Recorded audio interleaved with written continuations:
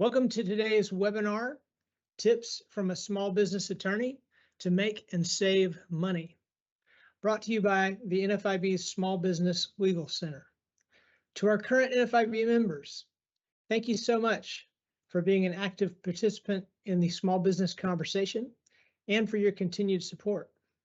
To those who are not yet members, welcome, and consider joining the nearly 300,000 small business owners who are fighting for small business with NFIB. Our success is based on strength in numbers. Each new NFIB member makes our voice a little louder and strengthens our efforts to fight anti-small business legislation. If you are or know a small business owner who needs their voice to be heard, visit NFIB.com or call 1-800-NFIB now. My name is Scott, and before we begin the presentation, here are a few reminders. If you have any issues with audio, please ensure that your computer speakers are set up properly and know that your internet connection does affect the clarity of sound. We are recording today's presentation, and after each webinar, all registrants receive an email with the link to the recorded webinar and a link to download the slides. In fact, that's already posted in the Q&A. We encourage you to enter questions in the Q&A box on the right of your screen. Just click Ask a Question, type your inquiry. We will address questions at the end of the program. We typically get many questions during these, we typically get many questions during these webinars, but even if we don't get to your particular question, we hope we will answer one that will be helpful to you. Our speaker today is Timothy Coons, Esquire, with Counsel. As the founding partner and dedicated attorney at Counsel, Tim embodies the firm's dedication to transparency, strategic planning, and proactive communication. He excels in providing general business legal advice, handling complex employment issues, and steering high-value negotiations. Drawing from his 20 years of experience in small business, Tim deeply understands the impact of one's professional life on their personal sphere and is dedicated to alleviating legal burdens to make room for success. His leadership has propelled Counsel's modern approach to law, implementing technology and client-centric strategies to ensure an enhanced client experience. As well, we have our own Elizabeth Melito, Executive Director of our Small Business Legal Center. And now I'll hand things over to Beth. Thank you so much for joining us today. Thank you so much, Scott, for that introduction. And thank you, Tim, for joining us today. I'm very excited to have Tim because he is a business owner, so really understands what it is, yes, that you all are encountering every day out there. Before I turn things over to Tim, just two preliminary matters. One is for those who missed the news, the beneficial ownership information reporting is officially out. So FinCEN issued a new rule on March 21st that exempts all U.S. small businesses and U.S. persons from the BOI reporting. More information is available on FinCEN's website. It is linked in the slides there. And of course, you can always reach out to NFIB, info@nfib.org, with any questions that you might have about FinCEN and BOI reporting.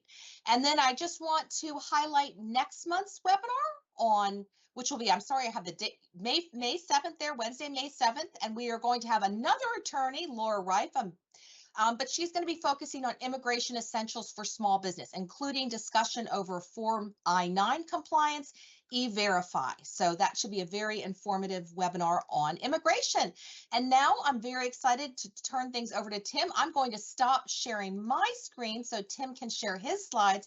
As Scott mentioned, the link to Tim's slides is in the Q&A box there, so please feel free to download those. You will also receive them in the follow-up email.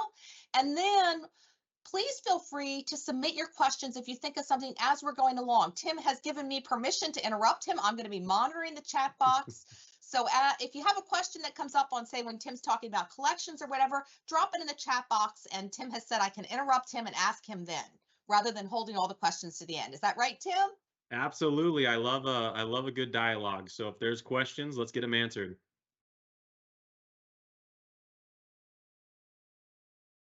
All right, well, let's rock and roll then. It sounds like we're ready. I believe my screen is sharing, so I'm just going to move forward with that. Really looking forward to being with you here today. One thing that I can't praise enough NFIB for tracking all of the FinCEN issues that have been going on.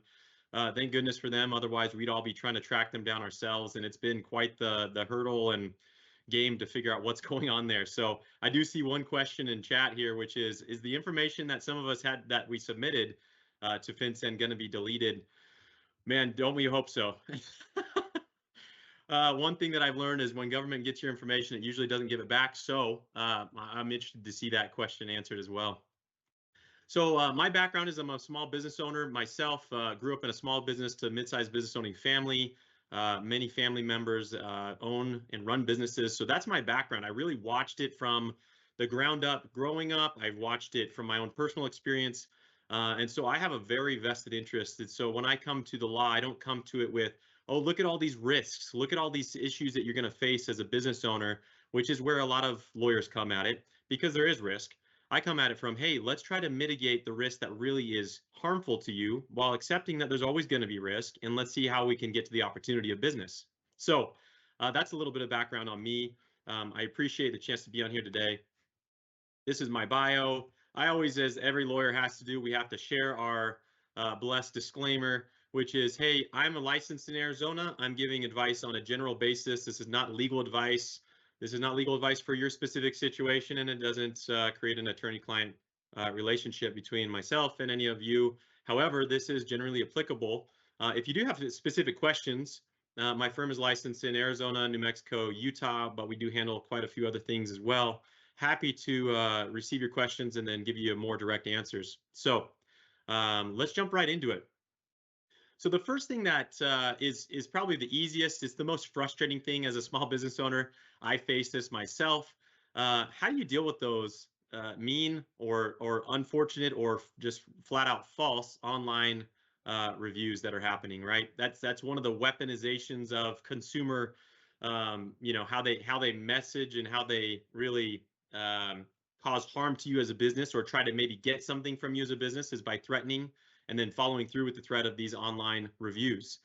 So first thing first, if you've done it before, it's pretty simple. You can dispute these with the different platforms. Google has a platform for dispute, Facebook, Yelp. Now, the success rates on those, I've had success when you can show that this is not actually somebody affiliated to your company or et cetera. You've got to think also on the back end, Google has a lot of data they're tracking, so they can actually see if this person's been engaged with your firm on the back end. With your business rather. So that's the first step, dispute. Second step is using the carrot. The carrot being, sometimes it's just reaching out to the customer and saying, hey, I heard you had a bad experience. Let me hear how this is going. I'm the owner. I'd love to hear what your experience was and see if we can make it right. It's interesting how many business owners are just friction averse. So that conversation is really not a pleasant one that they want to have, but it's been critical as I advise small business owners and for myself. That's one of the most common ways to get down a bad review. And then the last way we've actually had success with this, when there's just an outright false or defamatory statements, we have had success in sending demand letters, and there's really two purposes in that.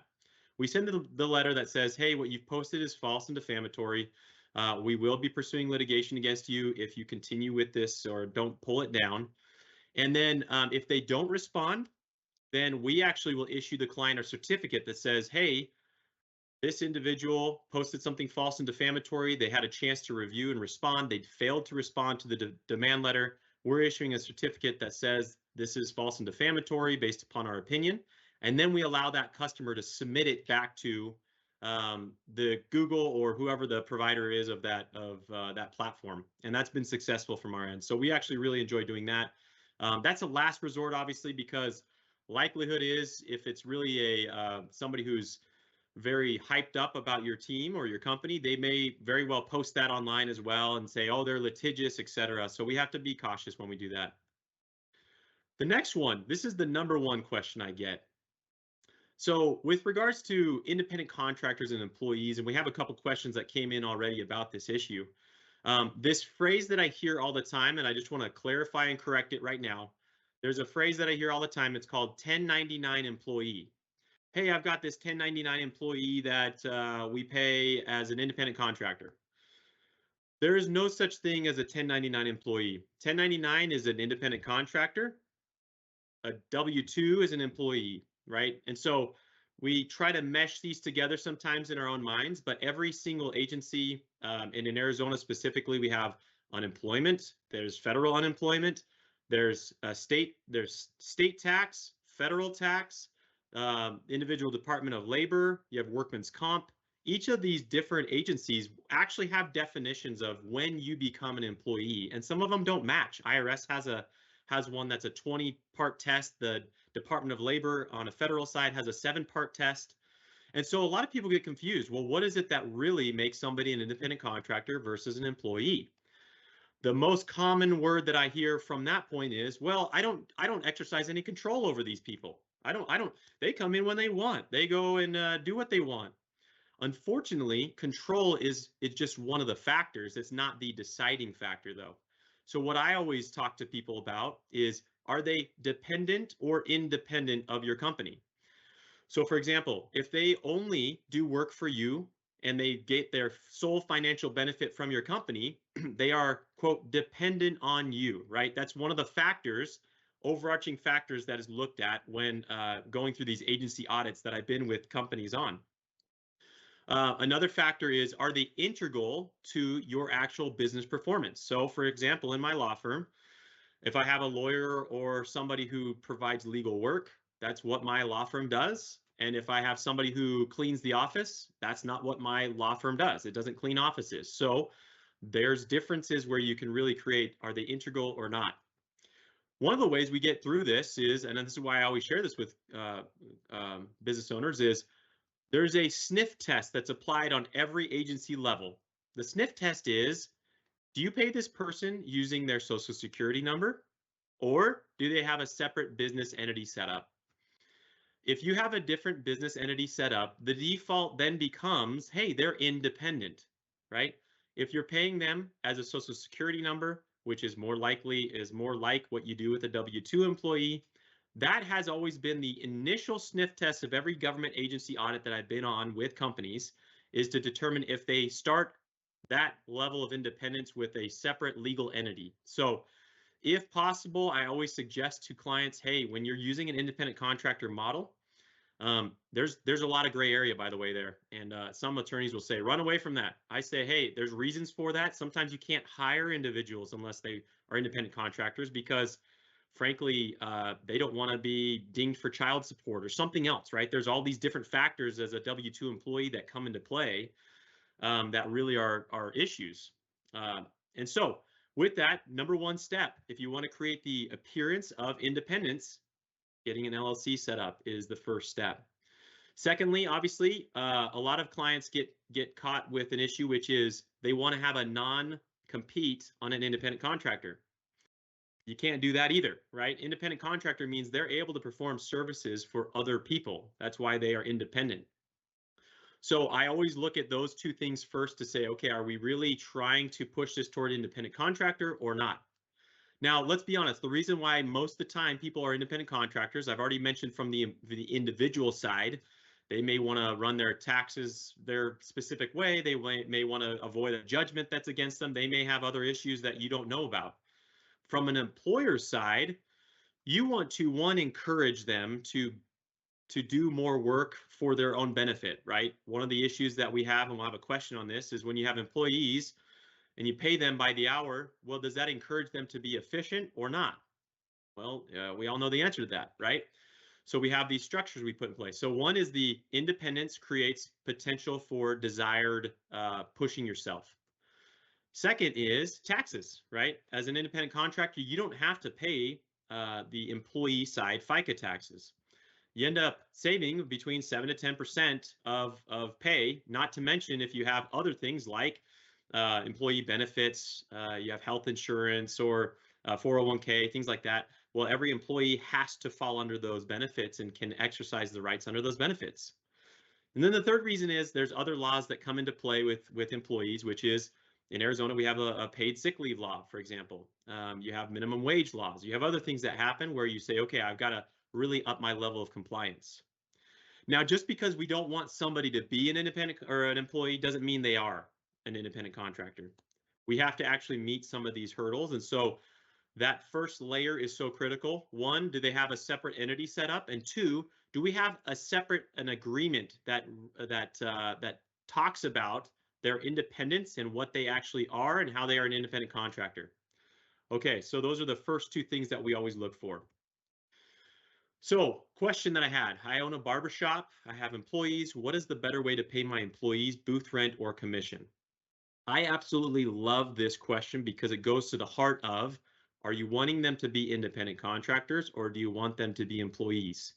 So for example, I have a lot of companies who, instead of them being, let's say, in this case, a barbershop, what they are is they're a referral business for barbers, right? So when you're a referral business for barbers, you are not the service that's integral to your business is not cutting hair. It is providing referrals.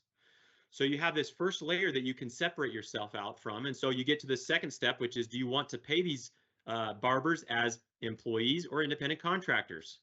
Well, if they're employees, you have to acknowledge that they're going to have to fall under all the categories of pay and insurance, work comp, like I said, unemployment insurance. Those are all part of being an employee. So if you're looking to push them more towards a independent contractor model, booth rent is the way to go. You want to have them be renting a booth from you. That means they're independent. They have their own separate entity set up. And then they also you have the ability to not have to pay them in the ways that you would have to pay an employee. The federal law that applies to employees is called the Fair Labor Standards Act. And it says that every single employee is defaulted as having the ability to earn overtime unless they meet an exemption category. And so again, if you're running this as an employee model and they work over 40 hours in a week, okay, now you have to do a really complex computation of what their overtime is based upon their commission divided by the number of hours they worked, getting to the hourly rate. Then you have to do 1.5 times that. Some states have 2 times hourly rate, like California. You have 2 times hourly after 10 hours in a workday. So there's all these complications. So this is where I'd say, hey, let's really take a step back. What is the goal? What is your model? What do you want to accomplish? We'll talk a little bit later too about one of the reasons people want to have employees is they feel like they have control. You can actually exercise control through the way of giving referrals, right? You can do that. That happens all the time. Hey, if you're going to be a referral recipient of mine, you need to meet these criteria. You need to show up on time. You need to have good customer reviews. You need to et cetera, right? So we can actually exercise the right controls as well without being an employee. So that's a question I just want to walk through with this individual and make sure we have the right setup. And if it's truly to create an employee model, let's do it. If it's to create an independent contractor model, let's do it. The other thing that we want to make sure of is you have the right non-solicitation agreement, non-disclosure agreement, and anti-piracy agreement in place to make sure that they're not going to come in, steal all your referrals to them, and head out. Okay, next question. I have a small auto repair shop. What are the benefits of doing hourly pay or flat rate or salary? I don't want to pay overtime as I'm concerned the employees work slower if there isn't a reason to get the job done. Every single individual on this webinar has felt the same exact thing. I, as a lawyer running a law firm with other lawyers, feel this exact same way. How do you best incentivize your employees? Okay, so the first thing is, again, default under Arizona law, but in every state they have similar laws where they have a separate minimum wage and overtime law. Under federal law, Fair Labor Standards Act, you don't get to just unilaterally decide what you want to pay somebody. So for example, you can pay them, you can always pay them hourly, but if you're going to do flat rate or salary, you have to make sure that they make at least minimum wage and or they make overtime if they work over 40 hours in a work week, unless they meet a qualifying exemption for overtime, which there's very few, especially in this type of world. If it's blue collar type work, very, very few exemptions to overtime, almost none. But if you're in a executive position, they call it, or administrative position, or what they call outside sales position, you have some flexibility in those plays. So most commonly what happens, and I've actually gone through a Department of Labor audit with a company who said, hey, we want to incentivize our individuals to do these installs quicker. And they were making probably 3 times the average rate of pay that anybody else would have made making an hourly pay. However, they were working more than 40 hours a week. One person blew the whistle on them with the Department of Labor, and the Department of Labor came in and said, hey, they're working more than 40 hours, and I don't see that you're paying them overtime, even though they're making 3 times the average rate. And the book of laws on pay is this big. Do I have to pay for travel time? Do I have to pay for travel time between from when they start, from their house to the job, from the job to the next job? Do I have to pay for breaks? Do I have to pay for travel when they fly? What about if they're off-site and they're working and they are overnight staying somewhere? When do I have to pay them for that, right? There's all these different nuances. So what I go into this with is usually what we do is we say, hey, we can create an either or structure, an either or, which is we will give you hourly pay, but it's going to be minimum wage hourly pay, or your flat rate if you excel in your job, but we're going to cap you at 40 hours a week.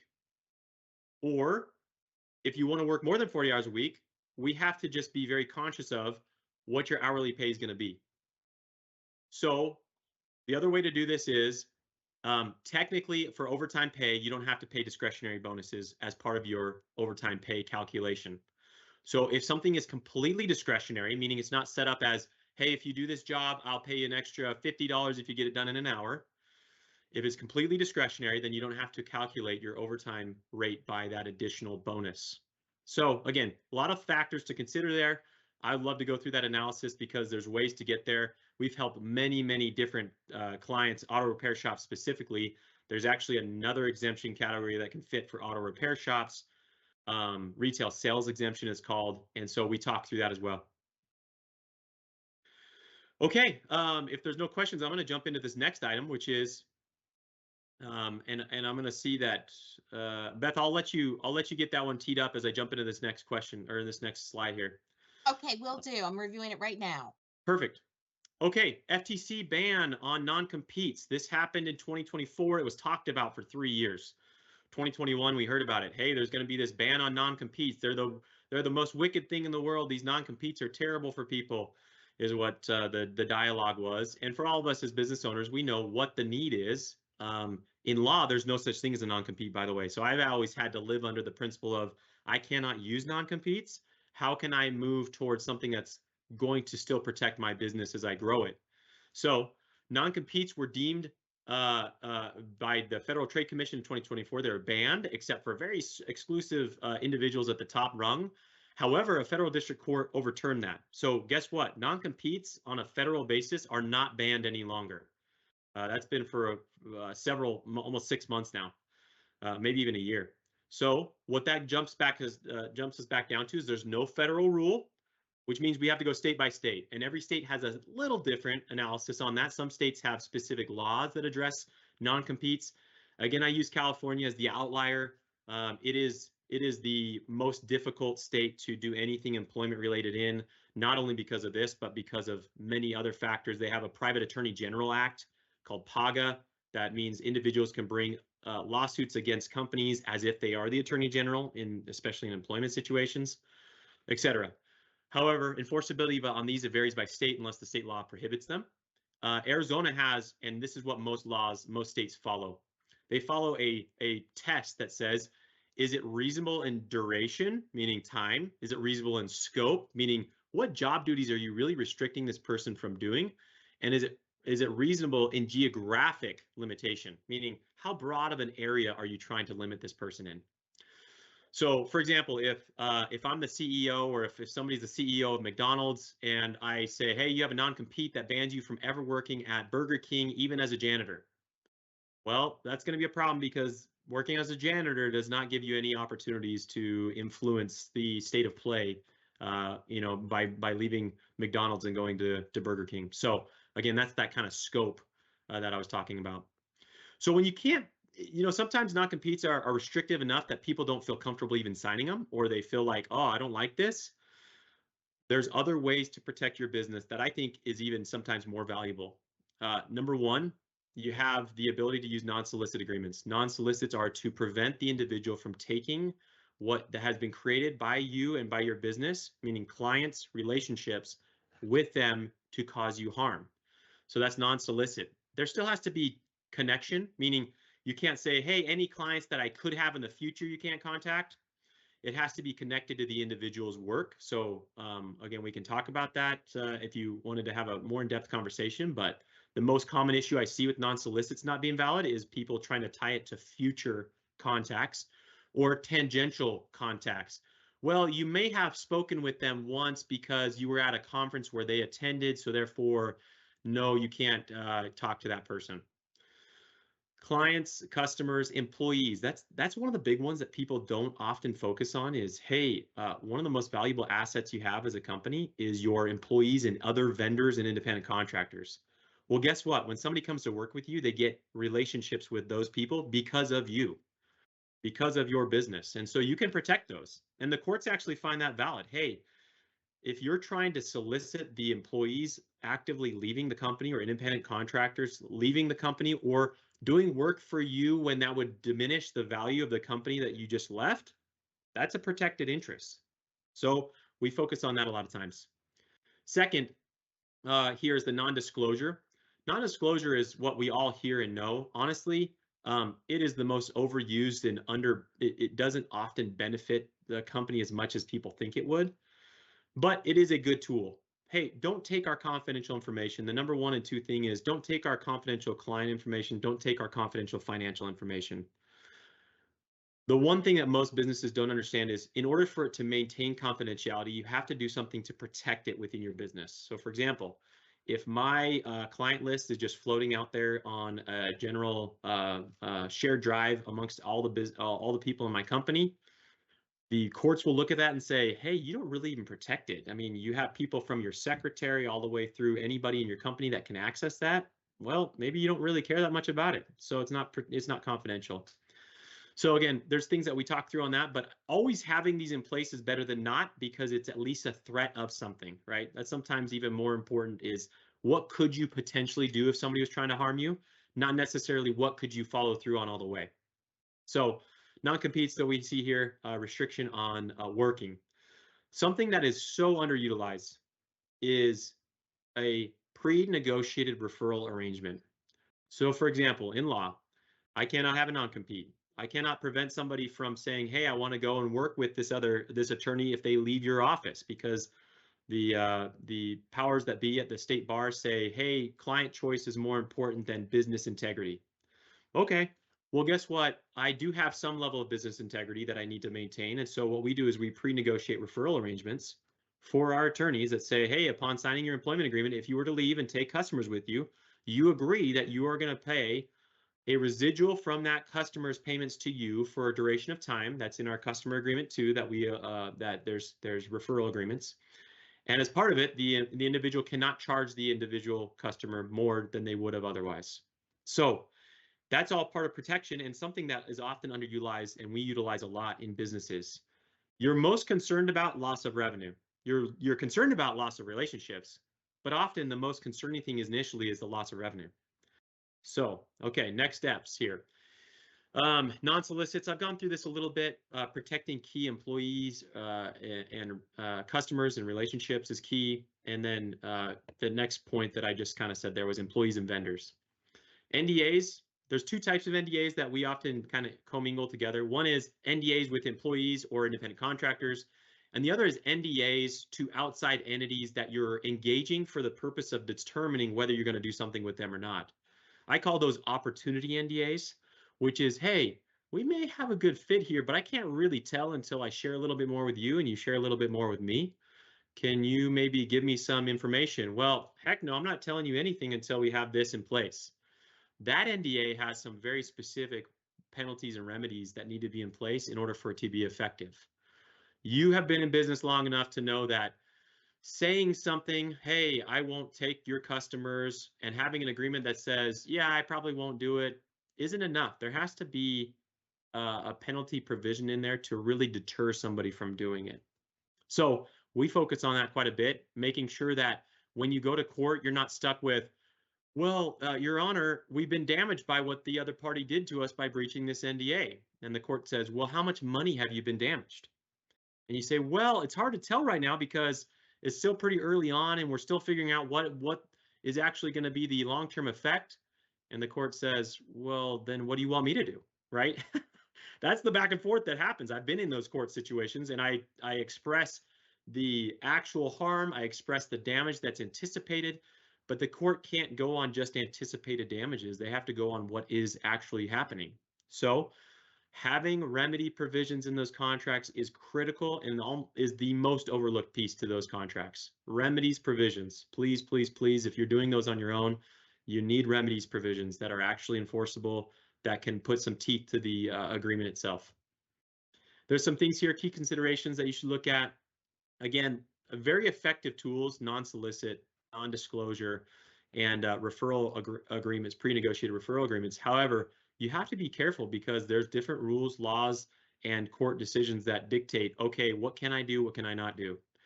So being too broad is a death nail to what you're trying to accomplish. You want to definitely be careful of that. That's the most common reason for both non-competes and non-solicits to be thrown out by the court. Okay.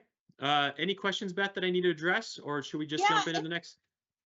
Before we go to the next topic, this is circling back, I'm sorry, to the independent contractor, because two Please. did come in on that, and they're great questions too. Great. So the first is from Melinda. I have a family-owned civil construction company. Our estimator has set up an LLC to do surveying on his or her own, which our company currently doesn't do. Yeah. We were thinking this individual could invoice the company, Melinda's company, when they are doing the surveying, but be on payroll when performing jobs for Melinda's company. What say you, Tim?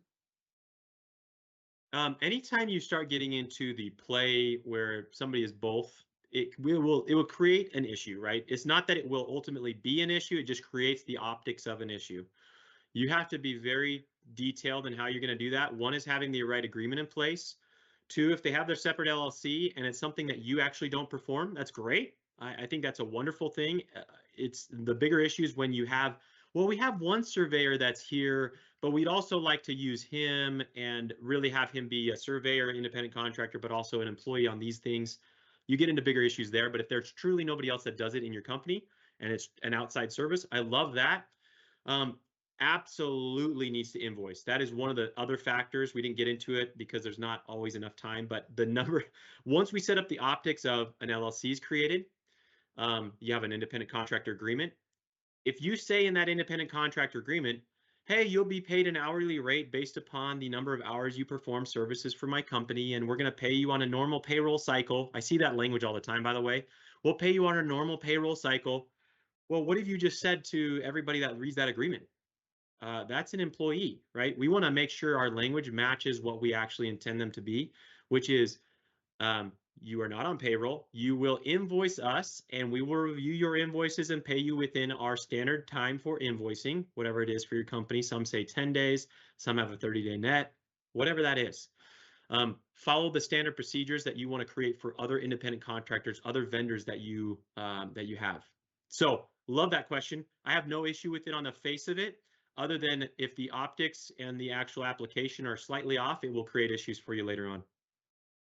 Great. Yep. So formality to designate the different roles are very important. Formality. Yes. Important. Very important. Here's the other thing you want to make sure is you always want to suggest, especially when you get into the construction space, that they are carrying their own insurance for the thing that they're doing. So for example, if you're relying on their surveys and their surveys are not accurate, well, who's the client going to be able to come after? So you need to have that liability responsibility resting upon the individual who's doing the surveying.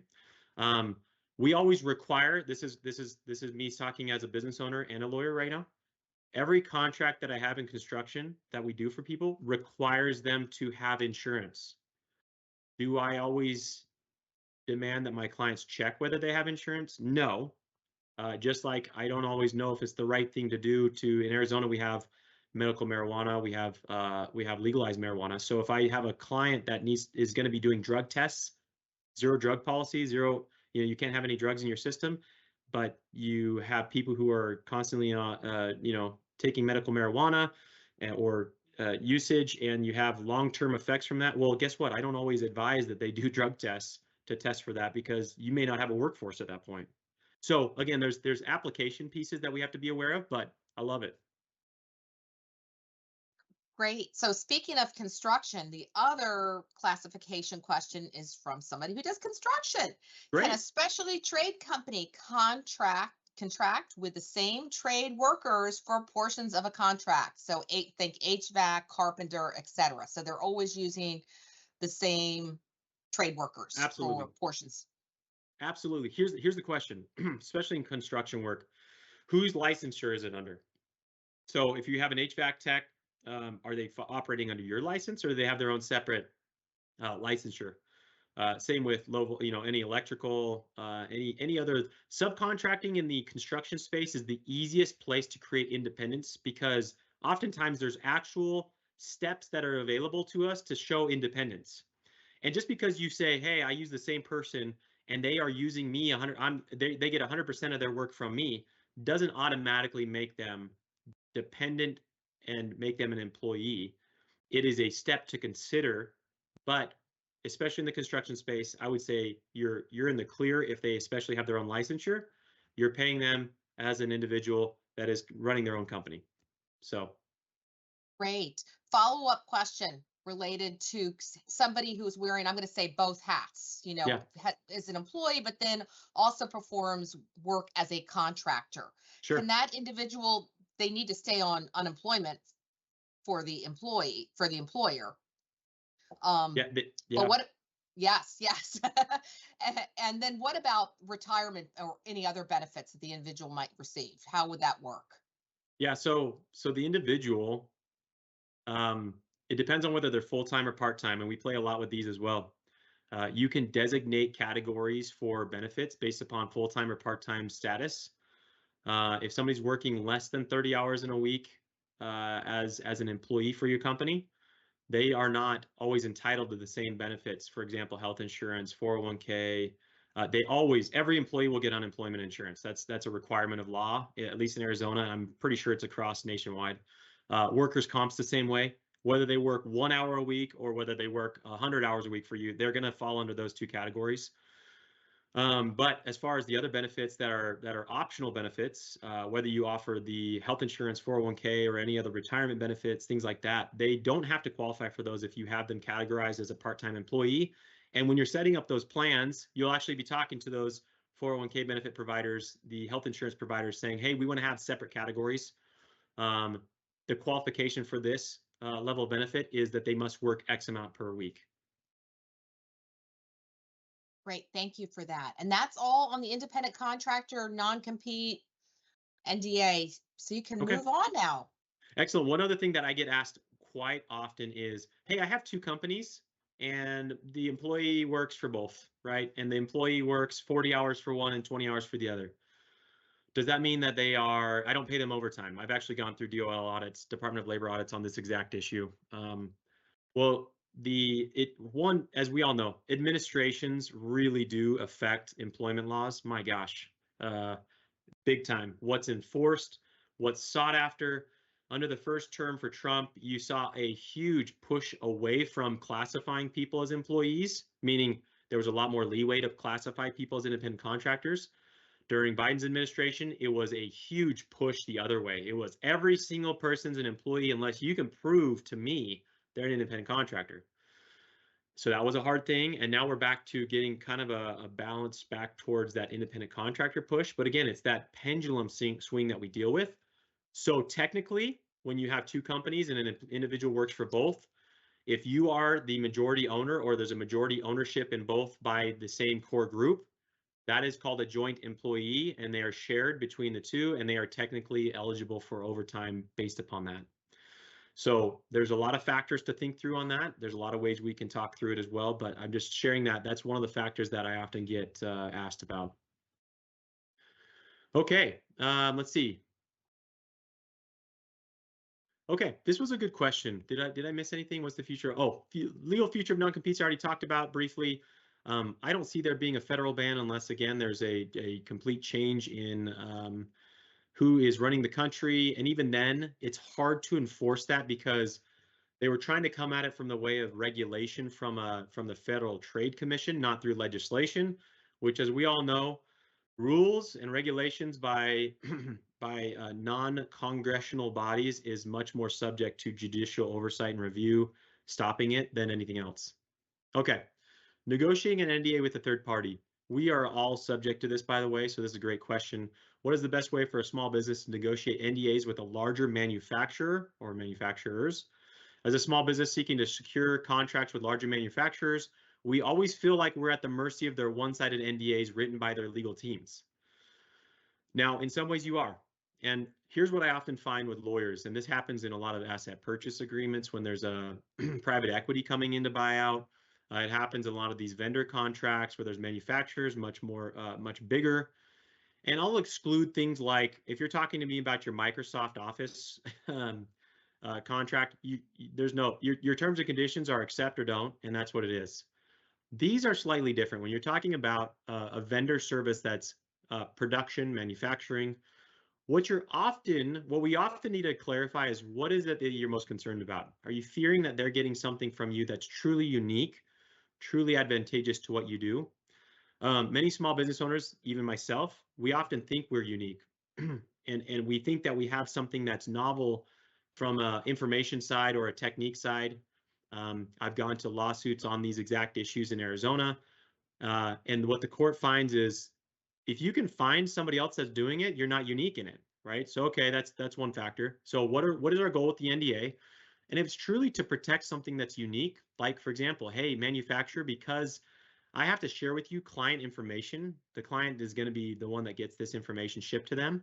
I need you to protect that. I can't have you just sharing that or maybe even utilizing that to your own benefit to market to them directly. That's going to cause me harm. Okay, well, let's focus on the one or two key issues. So my big thing when we do we have a monthly subscription program. It's called Counsel on Call. For $99 a month, we do up to 1 hour of legal advice. We provide up to one contract review, one demand letter or reply each month. And then there's some rollover services. We also have a tier 2 to that, which includes 2 contracts per month that we actually draft. The number one thing we always talk about when we do contract review is, okay, what's the number one thing we're working on or worried about? And 2 is, what's the fewest amount of words we can use to make the change that you want to get to where we need to be? Again, business owners, we accept risk. We accept every day that we're engaging in risk. As lawyers, we want to mitigate all risk. Well, guess what? If I send back a red line version of an NDA to a manufacturer, they're going to look at me like I'm an idiot and may even kill the deal. That's not worth it to me as a business owner. I don't want to kill this deal. I want to get to a can do it standpoint from my side. So oftentimes what we'll have is 1, 2, or 3 words that we'll introduce into an NDA that is protective of what you're most interested in protecting and is non-confrontational to the other side, right? If I get an NDA written with red lines back to a manufacturer, and I've done this with clients who really, really wanted to show their power, and I said, look, this is not going to go well, red line it, send it back. The other side says, take it or leave it. What are you talking about? You're either going to take this or you're going to leave it, or, well, you know what, you're kind of a pest, we're going to move on. So we found great success with our approach. 1, 2, 3 words at most if we can. We've done it up to a sentence that we introduce into an NDA. But if you can leave it at that amount, you're going to win most of those negotiations. So you have to get to an acceptability point of I can live with most of this. I just can't live with this one thing. So hopefully that helps. Yes, there's intellectual property that you can protect. Some intellectual property is most easily protected just by getting a copyright or a trademark in place. Don't worry about the NDAs. The copyright or trademark can be what you actually need to protect your intellectual property. And those are very simple, right? We can help with those as well. We can help nationwide with those. Those are federal law. There are state laws that have protections for those, but they don't have very aggressive teeth to their enforcement. So I always suggest people go with the federal law copyrights and trademarks. Any questions on that? Great. I'm happy to answer those in person or directly. If there's any questions, please submit them on the chat here. Okay, Going to this last part, I can't tell you this year has been hot with this issue. People are saying, hey, I'm not getting paid. Hey, I did this service or provided a product to somebody and I'm not getting paid for it. Or you'll see a question later on, I got paid initially and then the person disputed it with their credit card company. Okay, so what can we do to make sure you get paid? We also have to follow the same process. So overview of some general things. You guys already know this, but I always have to start with the basics. Okay, what is the payment term? Are you including deadlines for payments? Are you including acceptable methods of payments? Are you including penalties for late payments? Those are all just factors to consider. It's going to be helpful for you when you get to, if you ever have to go to court, to have all those things really nailed down, really clean, really tight, because the cleaner it is, the easier it is to say, yeah, they were wrong, right? You don't want to get into an issue of, well, we weren't sure of what was actually expected, or it was never detailed out. Not worth it. And it's so simple to have a contract. Define the scope of deliverables, timelines, and expectations clearly. That's simple as well. Address the dispute resolution. So here's the key, guys. What we just listed here, you're putting in the first page. You're putting the parties' names. This is your customer-facing piece of your contract. Customer name, you're putting the detailed payment terms, you're putting the scope of services being delivered, and you're addressing the dispute resolution. You have them sign that front page. And on that page, you then say, please see also the applicable terms and conditions attached here too. First page has the initial terms that are most critical, has signatures. The rest of the content that you need to include in your contract is in terms and conditions later on. What I mean by that is you can include a lot more in terms and conditions that are going to be beneficial to your company than you can in a contract that's got it all where they have to sign at the bottom, right? It just is too daunting for people to have to look through a 10-page contract to where they have to sign and feel like, oh man, I don't know if I should be signing this or not. Front page is where the signature should go. Please do it. You'll see an increase in your signatures, the return time, the lack of questioning of things that are really in the contract, because most people just need to move forward. This is what they need to know, right? So that's what I suggest. We can help with that. We help with this all the time. Next thing is, within your terms and conditions, you have all these other things. What is paid in full? First of all, we always do a no return or no refund policy. Now, whether you do it or not, this is a whole nother question. This goes back to our reviews that we had earlier. No refund policy is if somebody pays you and you perform work, there's no refund, right? Unless by your good grace, you actually provide a refund, which is great. If you do, that's wonderful. But it's from goodness, not from expectation. So that's a good default. The other things I'm going to just run through real quick. Credit card pre-authorizations, by the way, is a huge factor for both what I'm going to share with you next, which is one of the questions we had, as well as just holding a piece of control in the situation. If a client is going to say to you, I'm not going to pay you because you didn't do right by me, but you've already provided all the goods and services and you know your team did it right and did it well, their holdout on you is to get you to take less pay from them, right? It's a negotiation from their side to say, hey, I'm going to pay you less. The other thing they're going to do is they're going to use a negative review against you or say, hey, I'm not satisfied. Therefore, if you charge me and make me pay for all this, I'm going to leave you a bad review. I mean, it's extortion in a way, but it's not legal extortion. I mean, it's legally allowed. It's not illegal extortion. So then you're left in a bad spot. I really strongly really charge people to get pre-authorizations for payments. Once we've delivered on our deliverables and we send you the final notice that we've delivered, we will require payment upon receipt, or we'll be charging your card that's pre-authorized. Okay. Indemnification clauses, things like that, timeframes. You're looking at all these things. You also want to make sure you control what state laws are applying to your contracts. You want to be in control of where you're suing somebody. That's a big part of it. It sounds silly, but you'll see some of the big players really make it difficult. They'll do Delaware law in Delaware courts or things like that. As much as you can, control the state laws, because you don't want to be traveling to go to court to enforce a contract. Beth, do we have a question here? And if so, is it ready to be asked, or do we want to jump into the question that's already prepped here? We have one question related, but it's a bit, I think it's better an offline one because it's a bit, yeah, specific to Okay. that company too. Yes. Okay. And then we do have a follow up though on the independent contractor issue because this Yeah. question relates to a good point there. If you want to ask that. Please go ahead. Okay, sure. So this is a good question. In regards to one person, I say wearing both hats, working as both the employee and independent contractor, won't the workers' comp insurer insist that you pay the premium on the combined amount at the highest rate class for that individual? And I think that is a great question. So you're saying If you know the answer, yeah. You're saying if they're classified both as an independent contractor and as an employee, is that what you're asking? Correct. Yes. Going back to the Melinda scenario where you have somebody who's doing work as a contractor, but then Yep. also doing different work, different kind of work as an employee. So a lot of times the coverage, you can work with your your agent on this coverage piece. Yes, you're going to be charged at the highest rate that's for that individual. But again, if you're not following the formalities of their independent contractor nature, then yeah, you're going to be charged on both.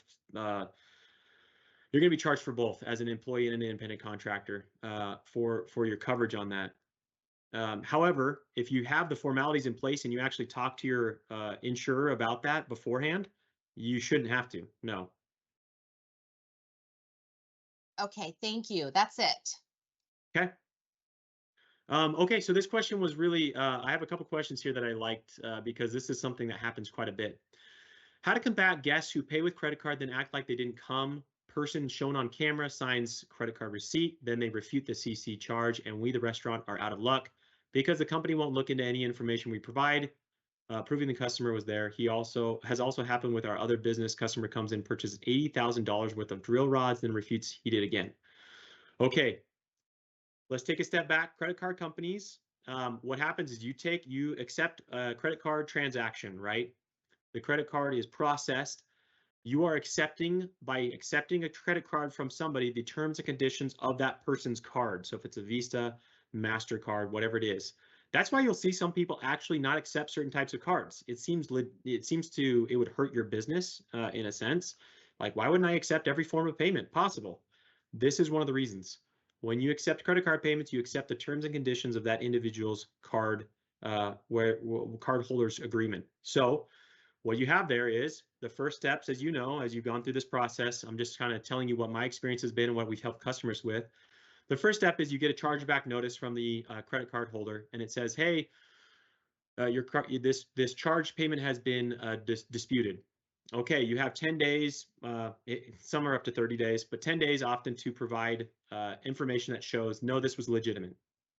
Okay, you provide it, and then they refute that it was accurate, or they say, well, we're not sure, so then we're going to actually side with the customer.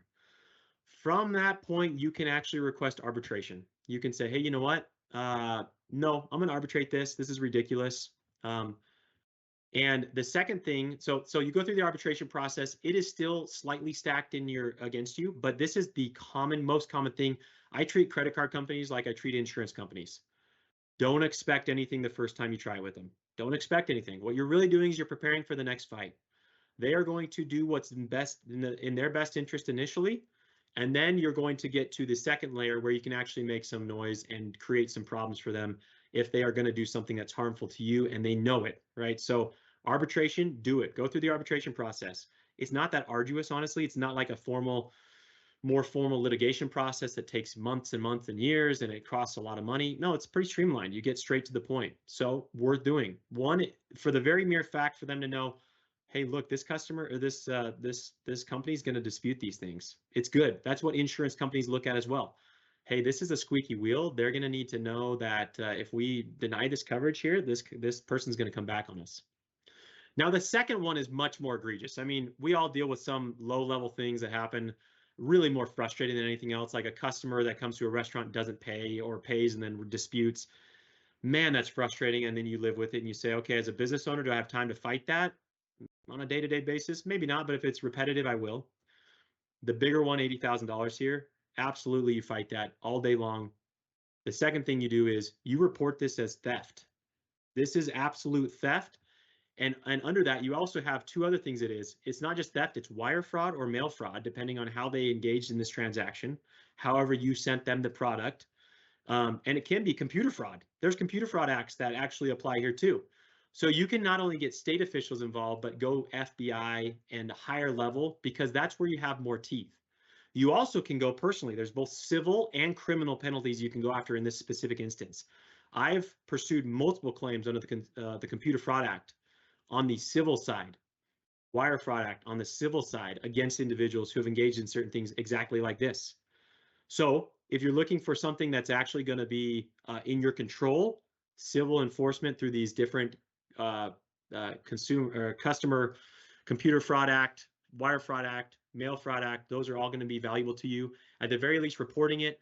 The last thing is there's actually chargeback insurance. I don't know if you know this. It's not always frugal. It's not always beneficial from a financial side. But if you have this issue where you have these concerns, it is not covered under your general policy typically, but you can get a rider on your policy for customer chargebacks.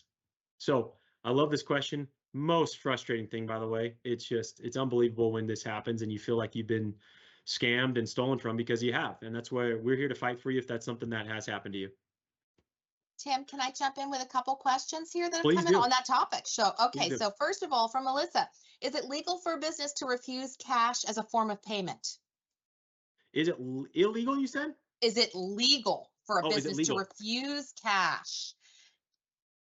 If There's- you know, yeah. There's a big dispute over this because during COVID, this was a big issue, right? There was a big issue over this, and there was never a finality. It technically, if there's legal tender of money, quote, legal tender of money, you have to, quote, accept it. But at the same time, we have all these parameters that say you can refuse various forms of legal tender. So if you have a reason for that, and some companies do have a legitimate reason for that, no concern, right? I don't have a concern on that.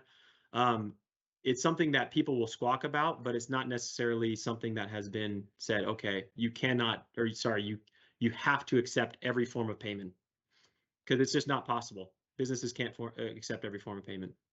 Right. Okay, question from Denise. What if the credit card company doesn't offer arbitration? Well, you just found a credit card company that maybe you don't want to work with anymore. Honestly, I mean, there are some. I've done two with both Visa and MasterCard, so I know the primary ones do it. If they don't, then you can actually escalate that decision to a court. So if it's under, this is Arizona specific, but most states follow a very similar pattern. You have what's called small claims court. It's usually not for business owners. You can't take claims into small claims. It's for individuals. You have then the next tier is what we call justice court, $10,000 or less in dispute. You go to that court. It's a much more streamlined process. The issue is the judges are not as educated. You give and take, good or bad. And then you go into the normal court system, which is what we call in Arizona Superior Court. Some people call it district court. If it's a federal issue, you can actually go to federal district court, and that could be a very viable option, especially if you have big money involved and the individuals involved are over state lines, or you're dealing with, again, some of these issues I've talked about, federal laws, Computer Fraud Act, Wire Fraud Act. So that's the next escalation point. You'd actually take it up to the court system. Okay, and then question, is it important to have a terms of service agreement confirmed or approved prior to work to assure that payment holds? So maybe the context of this, I'm just trying to wrap my head around the context. If this is like a contractor providing services, or it sounds more like a service-oriented, yes, business. Okay. It does. Yeah. I would agree. So, yeah. Yes, the answer is if you want to be in the best position possible, then yes, because the number one reason for a dispute, unless the person's just a fraudster, the number one reason is they're trying to say, hey, we talked about this and I expected them to do X, Y, Z, and they only did X and Y. And so if you don't have the terms of service spelled out, it can be very difficult to prove. And the hard part about that is in different business types, you have different government agencies that may or may not get involved. So for example, in Arizona in construction services specifically, to have a valid contract, you have to have spelled out what services you're providing. an estimated time of completion, payment dates, your license number, et cetera. There's 9 steps in that. So some industries regulate what you actually need before you can be engaged. And if you don't have it, the crazy part is the customer could not pay you, and they're legally in their right not to pay you. So I always look at it from the context: what is required by law first? Second, what is the best interest of your business from just a contract side? And that piece is absolutely in your best interest, is to have a term of service, what it is you're going to be providing.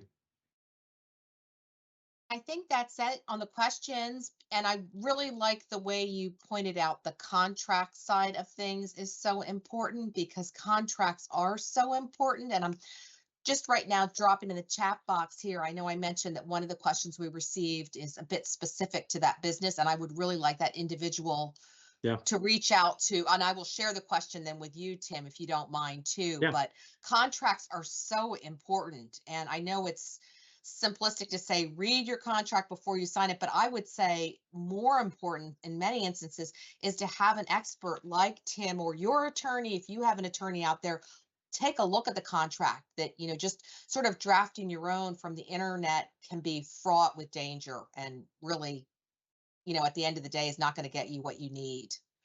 Here's what I say too, Beth, because I'm a small business owner. I love when people try to do stuff on their own. I actually think I encourage you as most of the companies I represent, I call them very active business owners. That's more often what we deal with. Is we're not dealing with the companies that have 16 people that I'm talking to the 16th rung on the ladder. No, we're talking directly with the C-suite or the people who are involved in making key decisions. What that means is you're active, you're go-getters, you have the ability to do many things well. What you need help with is not the entirety of something, it's the piece of something, right? So, well, what I love is, hey, go do that part, but just come to get that little piece that you're missing.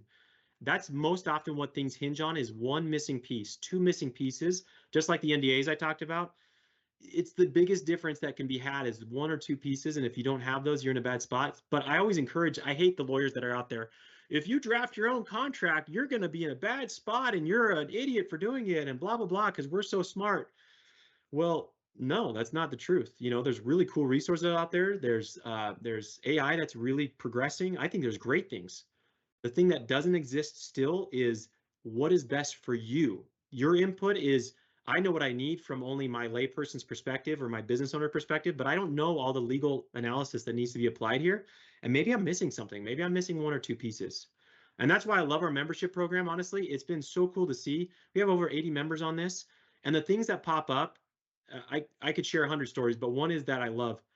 People come to me now and my team and say, hey, whereas before I'd be thinking about this for 2 weeks. I'd be sitting there waking up in the middle of the night maybe, or talking to my other people, what should I do in this situation? All they have to do now is reach out via text to you or pick up the phone, and we talk for 5 minutes, 10 minutes. And now I know, oh, that's what I needed to do. I don't need to worry about, I did 95% of it. I needed that 5%.